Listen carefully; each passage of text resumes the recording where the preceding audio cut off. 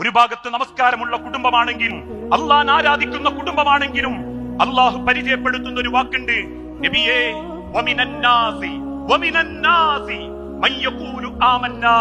ചിലര് പറയും ജനങ്ങളെ കൂട്ടത്തിൽ അവർക്ക് അള്ളാഹുവിൽ വിശ്വാസമുണ്ടെന്ന്, പിന്നെ ഞങ്ങൾ നമസ്കരിക്കാറില്ലേ, ഞങ്ങൾ ഖുർആൻ ഓതാറില്ലേ, നിന്റെ അമ്മ ഖുർആൻ ക്ലാസ് പോകാറില്ലേ, വാപ്പ പള്ളി കമ്മിറ്റിയിലില്ലേ, വാപ്പ നാട്ടിലെ വെളിച്ചത്തിന്റെ പദ്ധതിയിലെ പഠിതാവല്ലേ, ആ പരിപാടി സംഘടിപ്പിച്ചത് വാപ്പയല്ലേ, അതിൽ വള്ളിയറായത് ഉമ്മയല്ലേ എന്നൊക്കെ അവർ പറയും. നബിയേ മൻയഖൂലു ആമന്നാ ബില്ലാഹി വൽ യൗമിൽ ആഖിർ, ആഖിറമുണ്ട്, മരിച്ചു പോണം എന്നൊക്കെ അവർ പറയുമെങ്കിലും വമാഹും ബിമുഅ്മിനീൻ, അവർക്ക് ഈമാൻ എത്തിയിട്ടില്ല നബിയേ.